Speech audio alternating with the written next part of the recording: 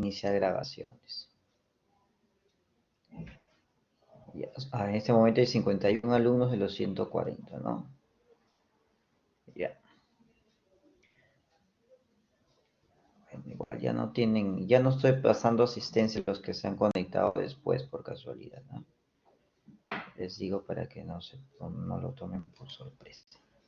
Bueno, estábamos hablando cómo se divide la diarrea. Básicamente lo dividimos en tres categorías, ¿no? Una diarrea tipo acuosa, tipo malabsortiva o grasosa y la tipo inflamatoria, ¿no? A su vez existen subdivisiones. La diarrea acuosa puede ser subdividida en osmótica, secretoria y funcional.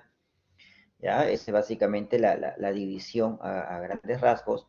Y, por ejemplo, la diarrea acuosa puede incluir un diagnóstico que es bastante frecuente y causa diarrea crónica, que es el síndrome intestino irritable. Es una causa o la causa de diarrea funcional más común, ¿no? Otro ejemplo a dar de diarrea acuosa es, por ejemplo, la colitis microscópica.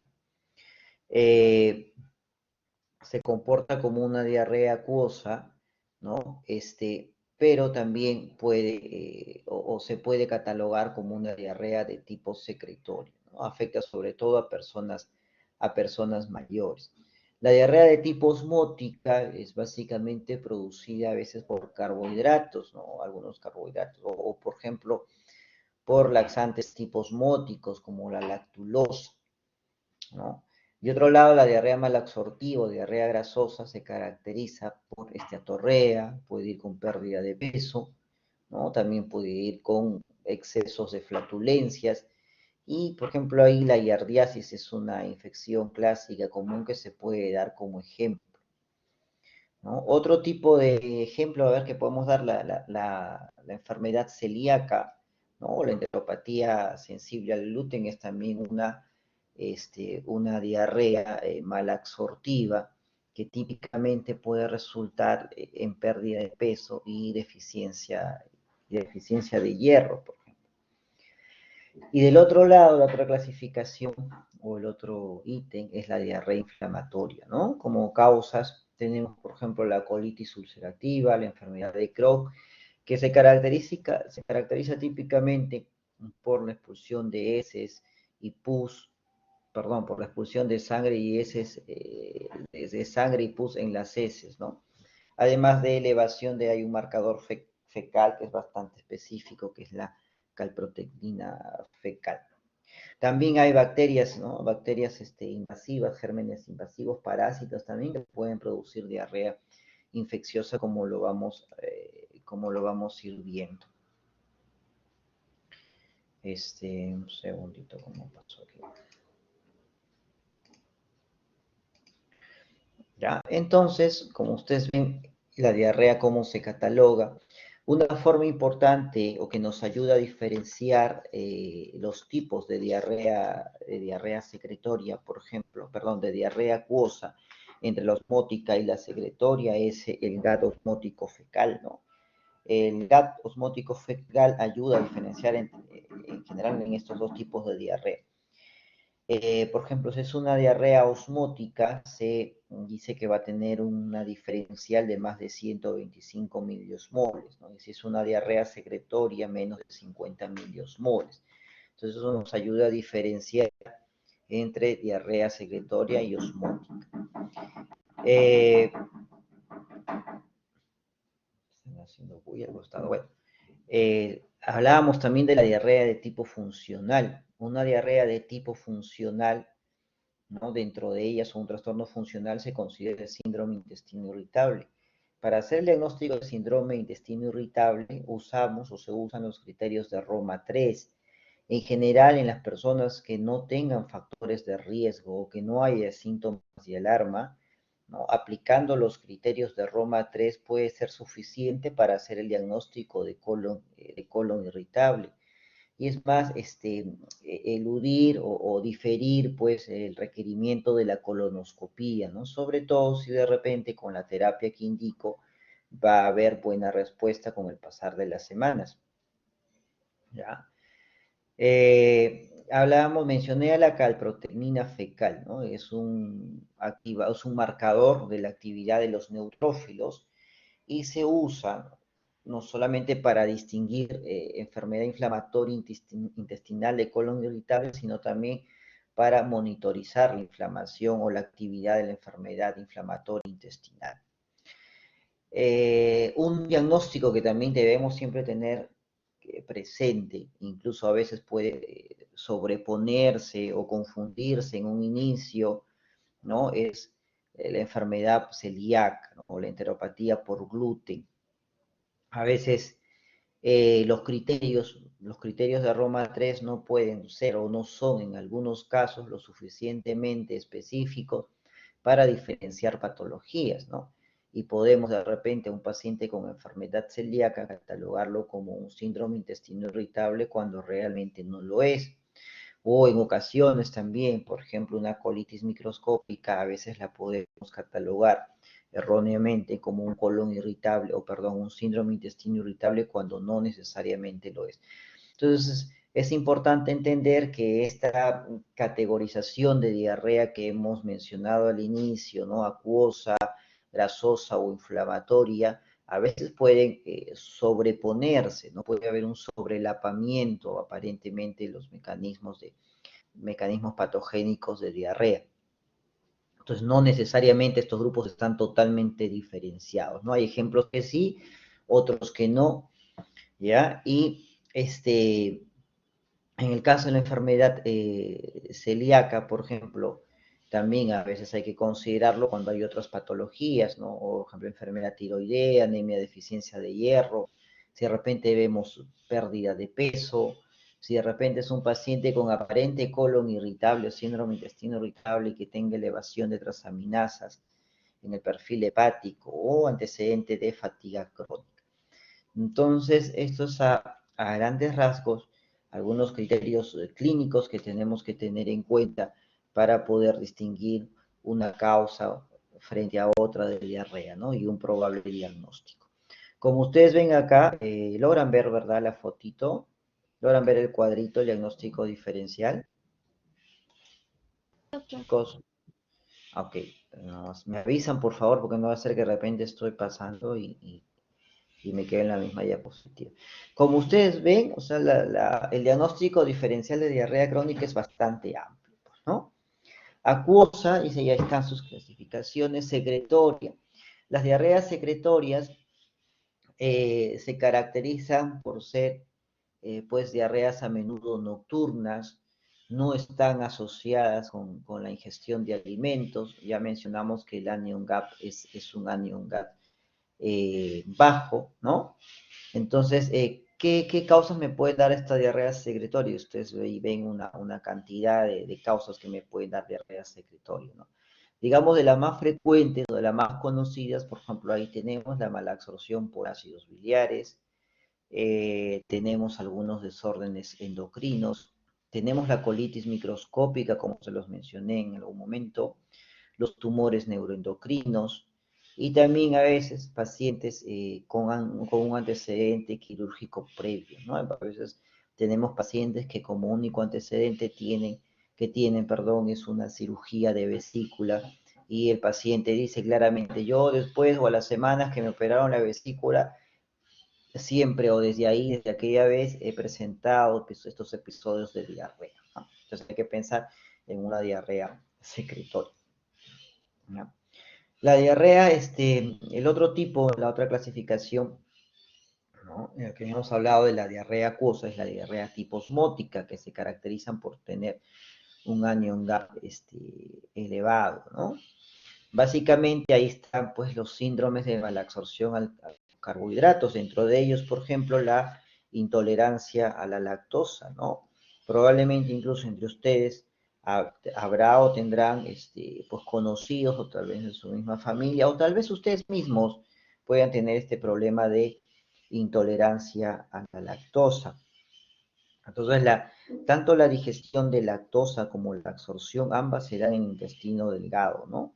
La mayor cantidad de lactasa se estima que está en el intestino medio. Entonces, cuando existe intolerancia a la lactosa, pueden ocurrir síntomas como dolor abdominal, abalonamiento o diarrea, ¿no? En estos pacientes que tienen mala absorción de lactosa.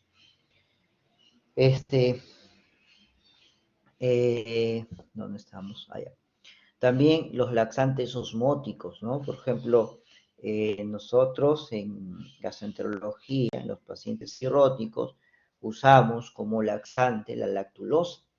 Y la lactulosa, excesos de lactulosa pueden provocar pues una diarrea de tipo osmótica en el paciente y eventualmente puede deshidratarlo también y eventualmente descompensarlo también, ¿no?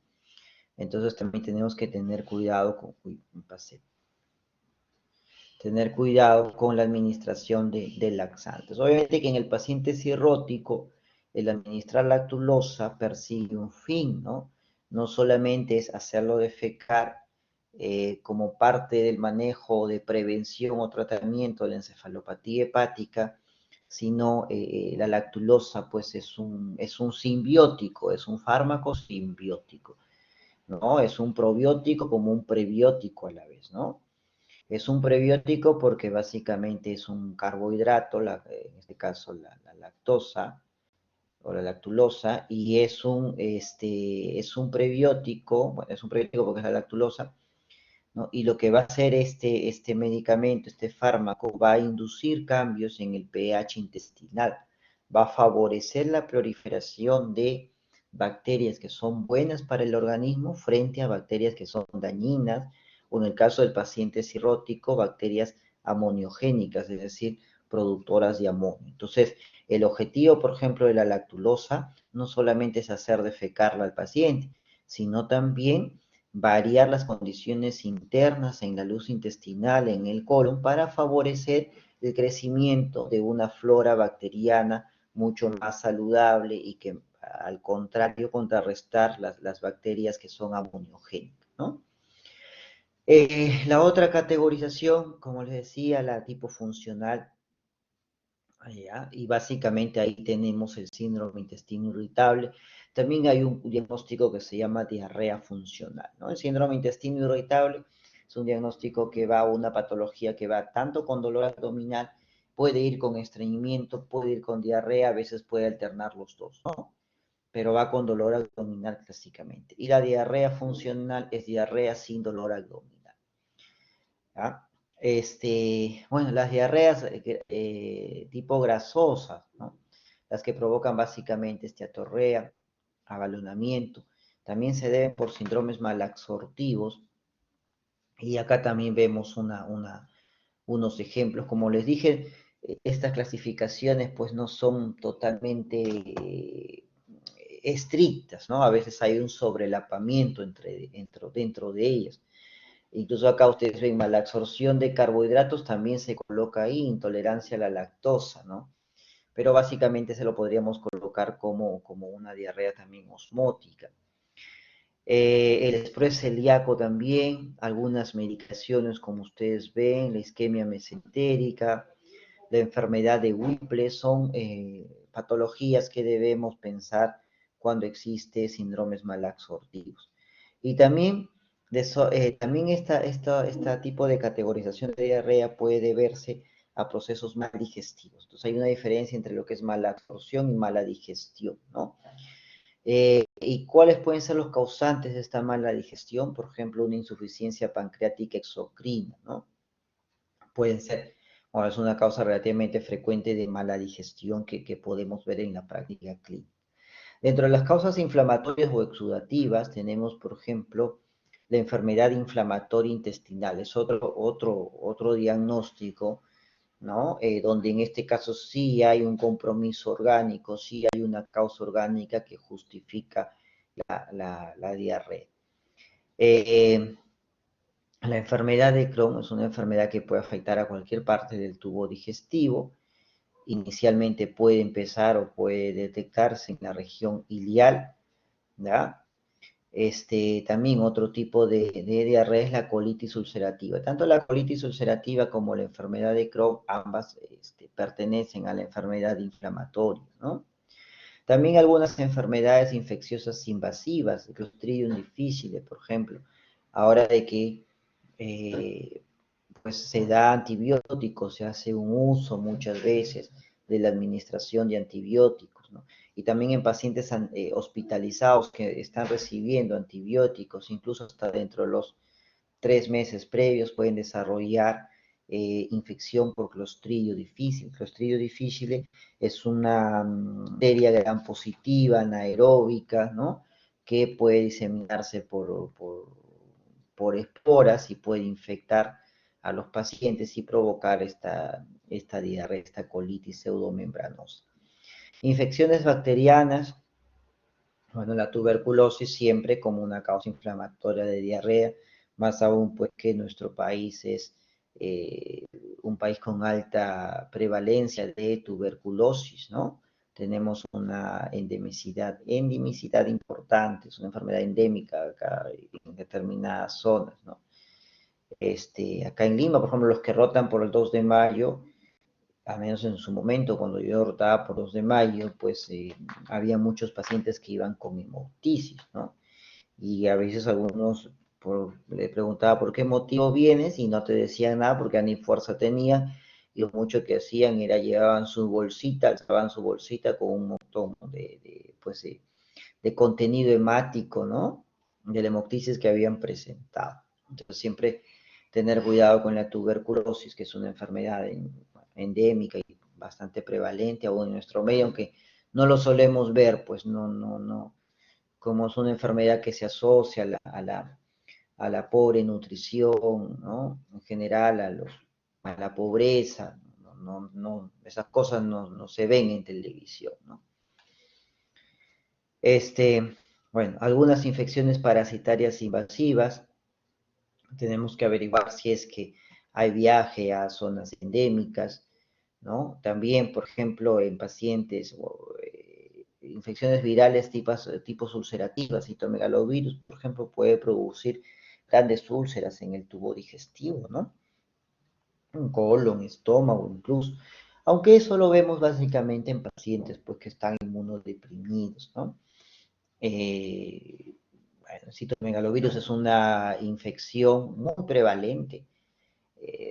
Por ejemplo, yo trabajo también en el área de trasplante de hígado, en el Rebagliati, y nosotros manejamos inmunosupresión, o sea, pacientes trasplantados, y como entenderán ustedes, los pacientes trasplantados para poder conservar el injerto requieren de la inmunosupresión. Y pues muchas veces, o no muchas veces, pero varias veces nos enfrentamos a la replicación del citomegalovirus, ¿no? Probablemente casi todos ustedes, por no decir todos, se hayan expuesto en algún momento al citomegalovirus, ¿no?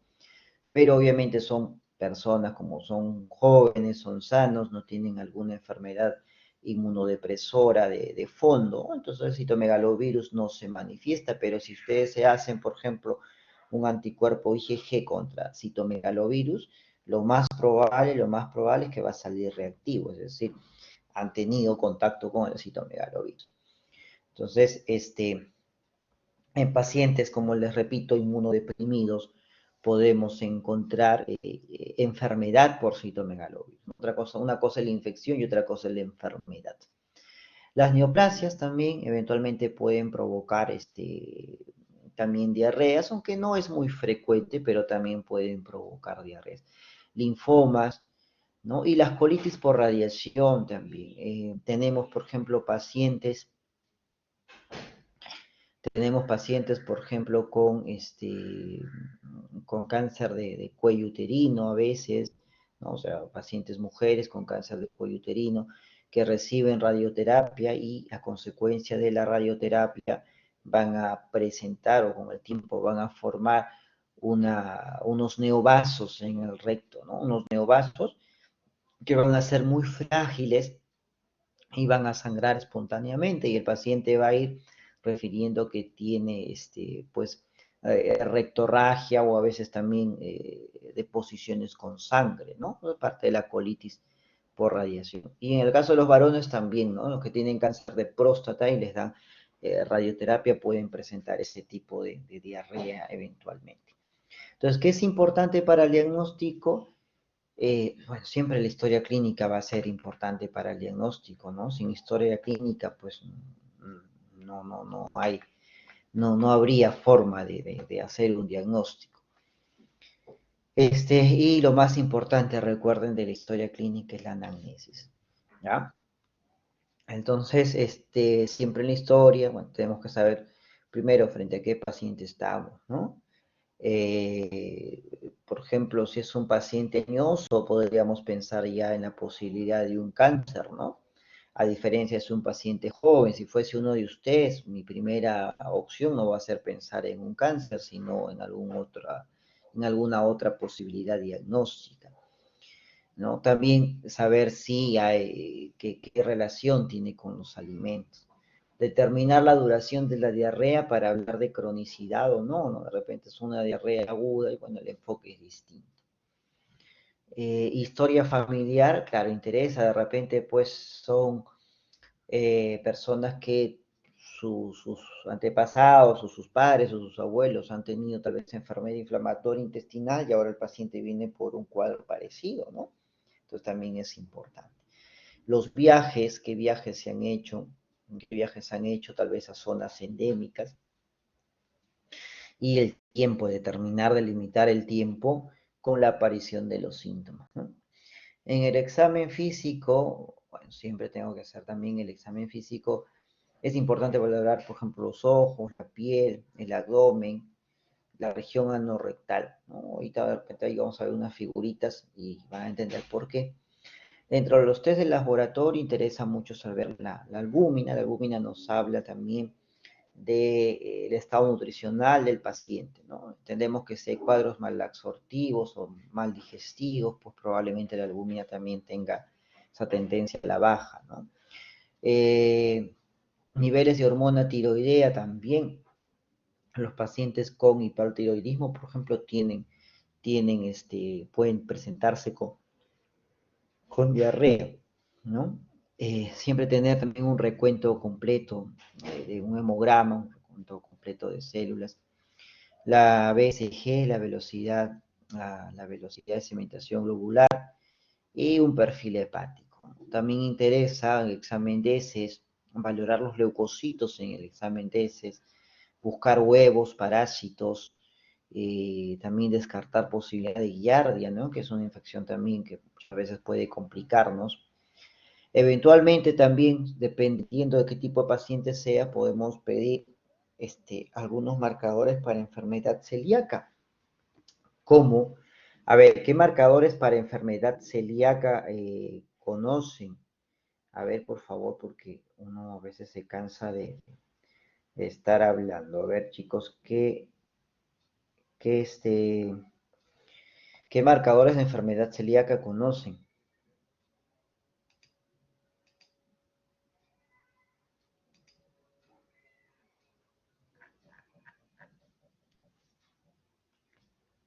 A ver, por favor, hablen.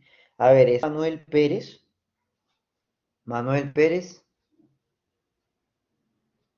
Manuel Pérez. Doctor, buenas tardes, ¿me escucha? Sí, adelante, Manuel Pérez. Tú eres del grupo 8, ¿no? A ver, Manuel, dime, ¿qué anticuerpos o qué anticuerpos podrías pedir para enfermedad celíaca?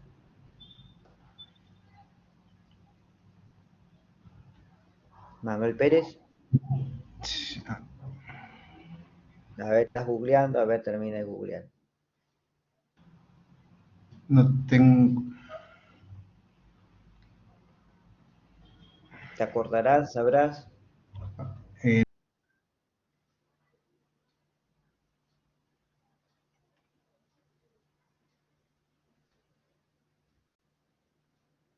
Hola, ¿me escucha?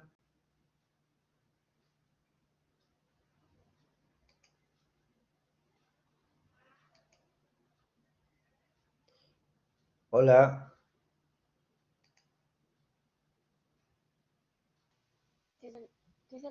Sí se le escucha, doctor. Por un momento se quedó todo silencio, pensé que me había desconectado, pero veo que todavía por acá movimiento. Bueno, Manuel Pérez, entonces Manuel Pérez no nos puede decir algún anticuerpo, si hubieses participado del seminario y no te hubieses negado, lo hubieses leído. Gracias, Manuel Pérez. Ya. A ver, Lorena Miranda. Lorena Miranda. Sí, doctor. Sí, a ver, nos ayudas. Sí, doctor. Ya Uno de los googleaste. marcadores, claro, doctor. Ya, claro, ya googleó rapidito ella, ya. Dime, adelante. Porque no teníamos eso en la teoría, no nos dijeron, pero tiene razón, hay que averiguar un poquito más, ¿no? Uno de los marcadores es la antigliadina, que es Ya, pero antigliadina eso no usamos, inmunoglobulina, eso no ¿no? usamos, eso es por googlear, ¿ya ves? A ver, eso no tiene mucha sensibilidad ni especificidad. Ya. Bueno, gracias Lorena Miranda. También si hubieses participado, tal vez lo hubieses leído por ahí. Bueno, a ver, Richard Valdión. Richard Valdión. Sí, doctor. ¿Está o no está? ¿Me Valdión. escucha? A ver, Richard. Sí te escucho, Richard. Todos queremos escucharte. Una antitransglutaminasa tisular, doctor. Ya, en Google Google no nos desampara, ¿no? Sí. Por ejemplo, podemos pedir el anticuerpo, la antitransglutaminasa, que tiene muy buena sensibilidad, también especificidad para el diagnóstico, ¿no? Pero no es lo único, ¿no? Por ejemplo, si tenemos un anticuerpo positivo, ¿qué más deberíamos hacer?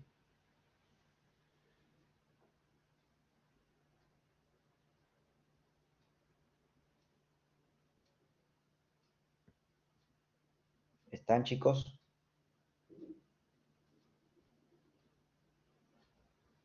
Richard, No, no sé, doctor, disculpe. Doctor, ok. ¿haríamos una biopsia? ¿Biopsia de dónde? ¿Quién habló, perdón?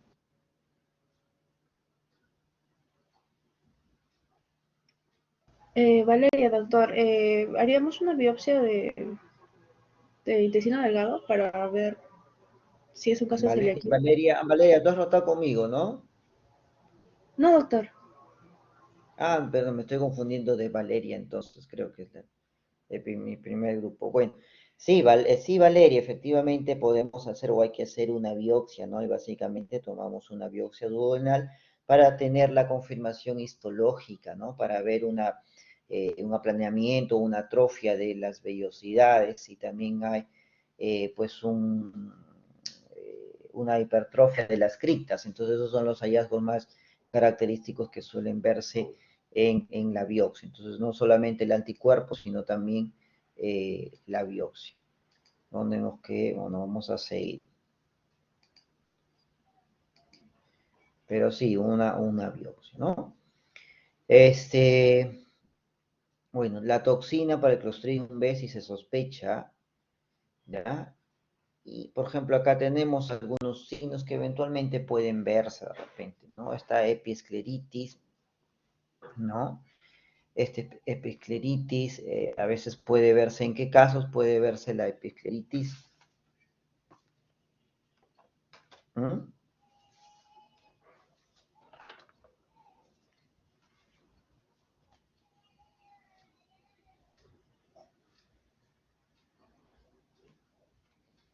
A ver, ¿quién me dice?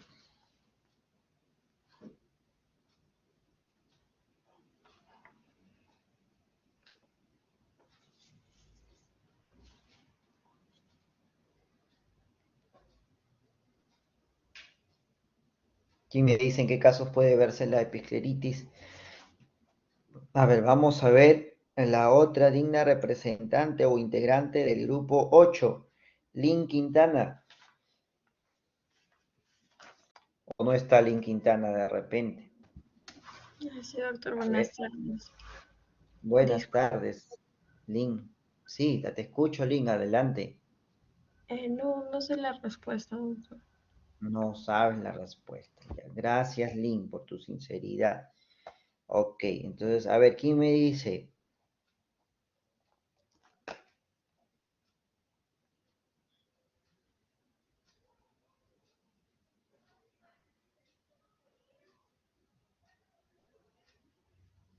Bueno, un comentario aparte, a ver, solamente veo 58, veo varios que dicen abandonó la sesión, bueno, veo que otros se están uniendo, pero 58 todavía para la cantidad de alumnos que son ustedes no es ni el 50%, ¿no? Y de verdad que yo veo con tristeza que tan poca gente tenga interés, o sea, todos quieren ser médicos, pero sin el mínimo esfuerzo. No quieren ni asistir a sus clases, al seminario. Y después vemos las cosas que vemos, ¿no? Bueno, se los digo como un consejo personal, ¿no? No lo tomen como un llamado de atención, se los digo con la mejor de las intenciones. Nuevamente les repito que la única forma de aprender es que ustedes lean, ¿no? Que investiguen, que experimenten también, o sea, es decir, con el paciente cuando tengan la oportunidad de abordarlo, porque es la mejor forma de poder aprender, ¿no? Hay muchos que se preocupan o ya se están preocupando, que bueno, estamos ya avanzando en el mes y que de repente un par de semanas ya se viene el examen de gastro y están buscando banco de preguntas, a ver qué pregunta vino el año pasado. Entonces, esas son cosas que en realidad no deberían manejarse así. Si bien es cierto, se les califica con una nota, pero la nota es, digamos, es un punto, un corte nada más en parte de su formación. Finalmente, ustedes lo que se van a llevar es lo que ustedes lean, ¿no?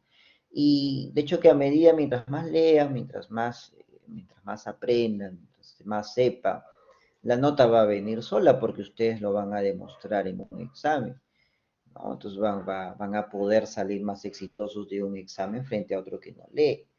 Entonces los digo eso como reflexión, chicos, o sea, para que lo piensen, ¿no? No se lo tomen a la ligera. Han escogido matricularse en una facultad de medicina, ¿no? Para recibir un título a nombre de la nación, ¿no? Y finalmente, pues van a tratar con vidas humanas, ¿no? Van a tratar con vidas humanas. O sea, no es que van a ser técnicos electricistas, técnicos electrónicos que de repente se equivocan en algo y bueno, pues nadie va a morir por ese error, ¿no? Pero ustedes se están formando paramédicos y yo veo más que en este momento conectados 61. Entonces de repente no les gusta este tema, les parece aburrido, bueno, sí, pues hay temas que resultan aburridos. Eso también lo pueden entender. De repente a algunos de ustedes o los otros 60 que no están les resulta aburrido, pero yo lo hablo porque es una constante que se ve también o sea, en las teorías, ¿no? En las teorías. Y en general cuando uno conversa con otros docentes, ¿no? Que casi no van, los alumnos no asisten, ¿no? Entonces, ya es una constante, no es en un tema particular, en un capítulo, sino es una constante. Y eso está mal, ¿no? No debería ser así. Bueno, prosigamos entonces. A ver, entonces la episcleritis, por ejemplo, lo podemos encontrar en algunos pacientes con enfermedad inflamatoria intestinal. No siempre, obviamente, ¿no? No siempre que vamos a ver, pero podemos a veces encontrarlo. ¿Qué es lo que vemos en el segundo dibujito? No sé si ven, alcanzan a ver.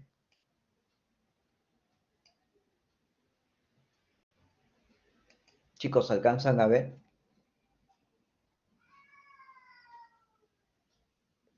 Hola. Hola. Sí, doctor, sí se puede. Hola, chicos. Todos están en silencio, ya no sé si me están escuchando o no. No escucho, ni un alma me escucho. Entonces, no sé, a ver, ¿saben lo que es? Ya, dígame la tercera figurita, que es la más fácil. ¿Qué cosa es eso? Proptosis. ¿Qué? Exoftalmos, doctor. Exosalmo, ¿no? ¿Y con qué se asocia eso? Se puede asociar con el hipertiroidismo, ¿no? Yo veo un paciente así y bueno, ya puedo saber por qué su diarrea. Claro, es un ejemplo grosero, ¿no? Porque ahora los hipertiroidismos, yo no soy endocrino, pero bueno, no. Y también cuando era alumno y rotaba en endocrino, endocrino, creo que muy pocos pacientes con un oftalmos tan evidentes, ¿no? Pero bueno, son cosas clásicas a veces de los libros. El grafijito del medio, ¿qué cosa es?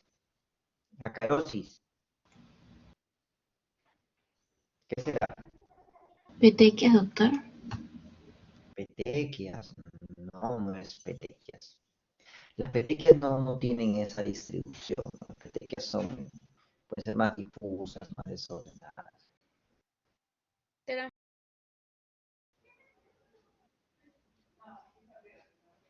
¿Cómo?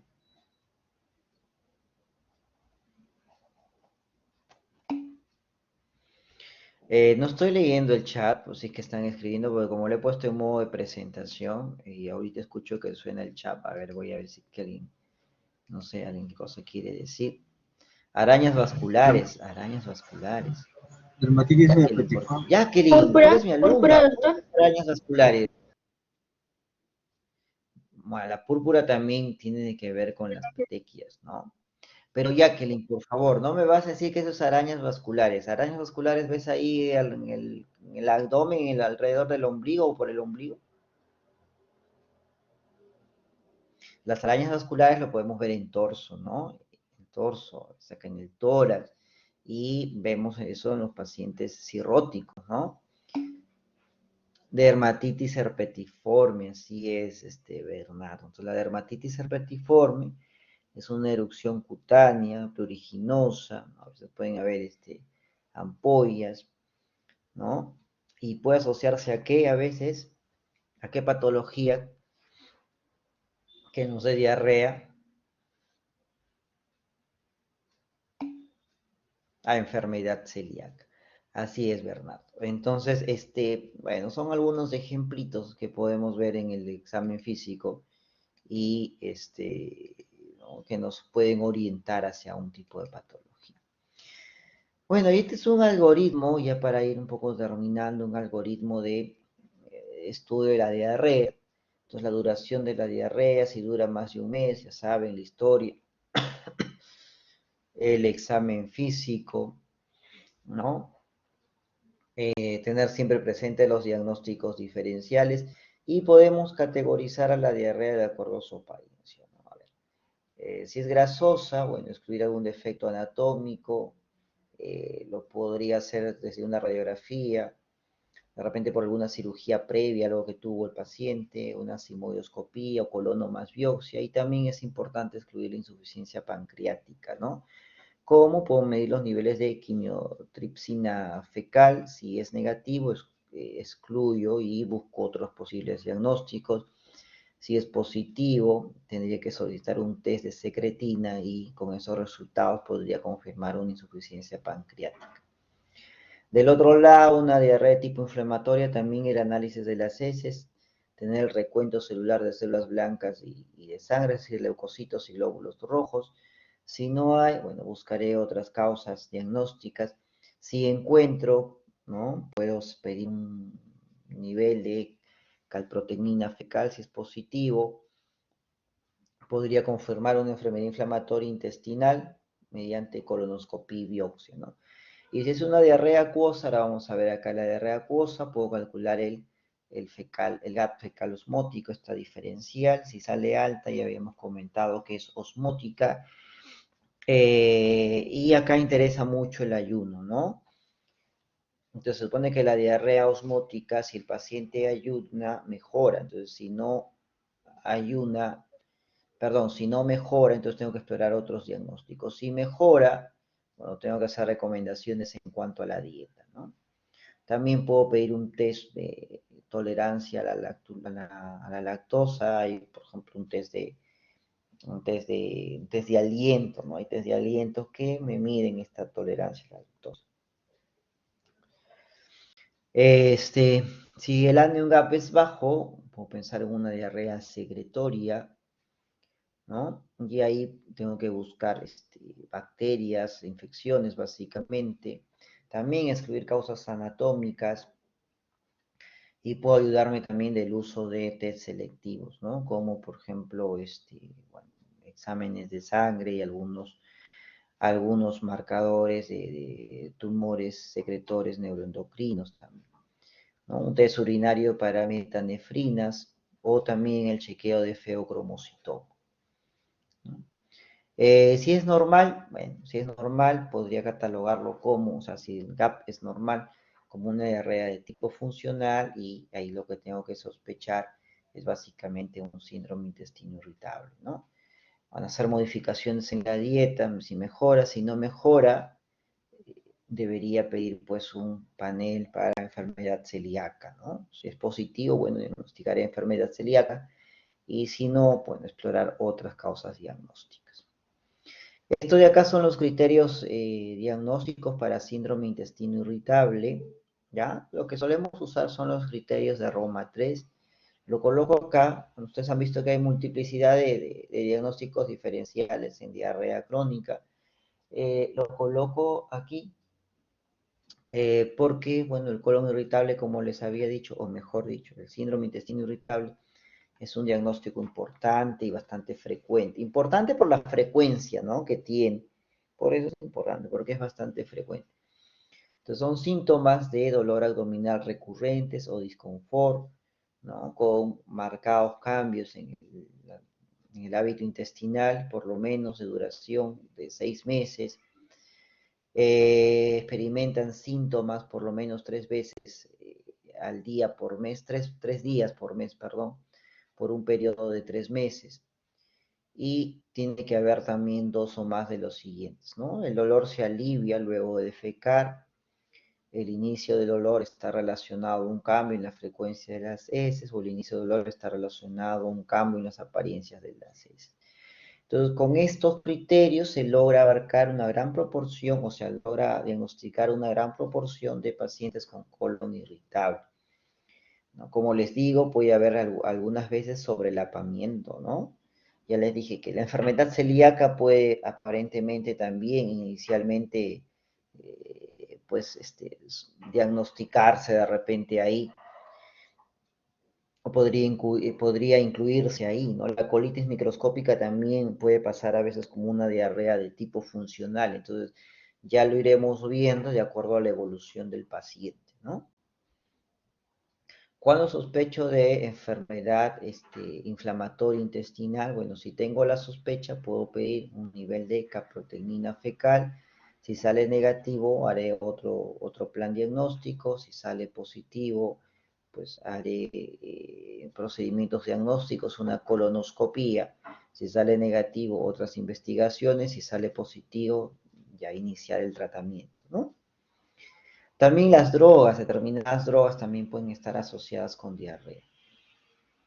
Y ahí ven ustedes una lista también grande, ¿no? Los AINES, por ejemplo, pueden provocar diarreas de tipo secretoria. ¿Quién no toma AINES, no?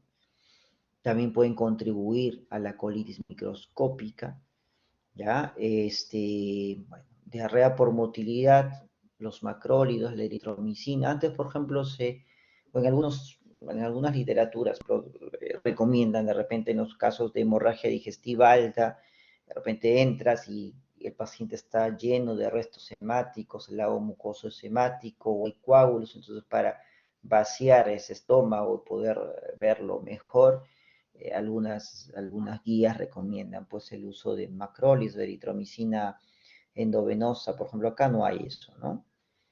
La metoclopramida eventualmente también, los laxantes estimulantes también, ¿no? Bueno, la colitis pseudomembranosa, el responsable, ya saben, es el Clostridium difficile, ¿no? Ahí tenemos que tener, pues, como desencadenantes o como favorecedores algunos antibióticos, dentro de ellos quinolonas, clindamicina, amoxicilina, cefalosporinas, algunos fármacos antineoplásicos y algunos inmunosupresores también.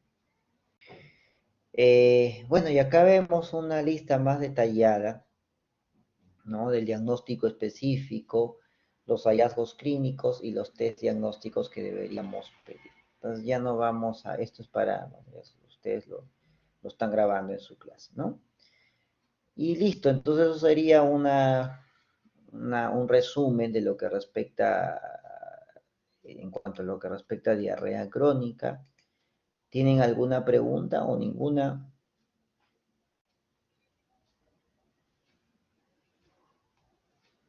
Doctor, sí, una pregunta, doctor.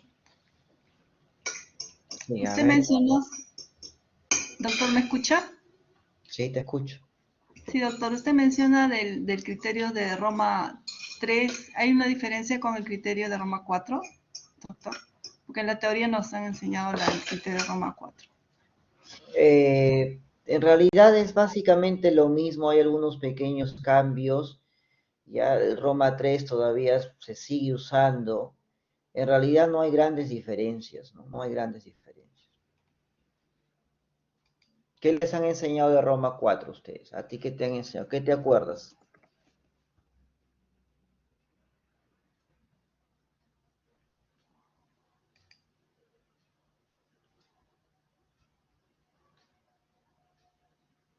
A ver, ¿quién habló? Por favor, no responde.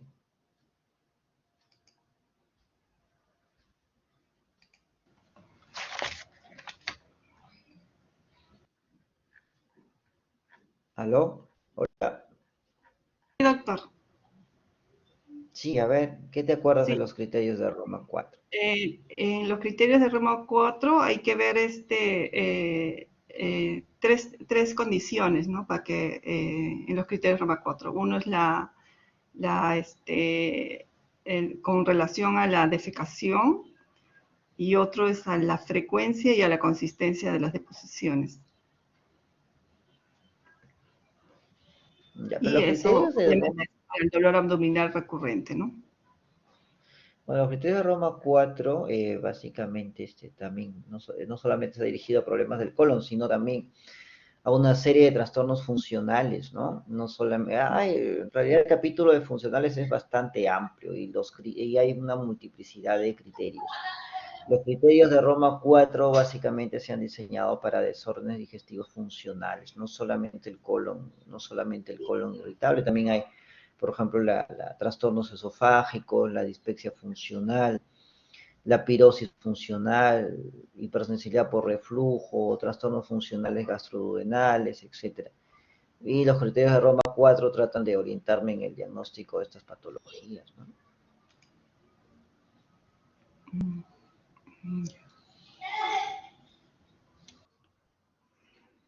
Bueno, ¿alguna otra cosa? Chicos, espero que ahora sus próximos dos seminarios creo que son con el doctor Sumaeta. Ustedes saben, obviamente ya no voy a estar yo. Yo se los dejo, se los menciono y se los dejo ya a ustedes para que ustedes tomen conciencia y digan, no, yo voy a hacer mi seminario y no voy a ser caprichoso o caprichosa de querer que el doctor lo haga, ¿no? Entonces tomen ustedes la iniciativa, que ya saben que el seminario lo tienen que hacer ustedes, de preparar su siguiente seminario para, bueno, en la cual el doctor Sumaeta va a llevar a cabo, pero háganlo ustedes, ¿no? Porque en realidad el trabajo es suyo y como les digo, es parte de su formación académica, es parte de la formación académica. Cuando ustedes, bueno, terminen y se ingresan por ahí a algún residentado, también van a estar plagados, perdón, de desarrollar exposiciones, desarrollar cosas. Entonces, desde ahora tienen que acostumbrarse, ¿no? Acostumbrarse a trabajar a veces con muy poco tiempo o, en fin, con diversas cosas que a veces se nos pueden presentar. Es parte de nuestra formación. ¿Ya? Listo, pues chicos. Entonces, todo lo que se dice acá, en realidad es sin ningún ánimo de, pues, de maltratar, de hacer quedar mal a nadie. No, no, no es mi intención. Solamente es un llamado a la conciencia. ¿Ya? Listo, muchachos, cuídense, estudien. Hasta luego, hasta otro día. Ah, no, hasta la próxima del cáncer de páncreas. ¿Ah? Yo le voy a preguntar al doctor Zumbaeta a ver si ustedes han hecho el seminario o él, ¿ah? Ya. Chao, muchachos, cuídense.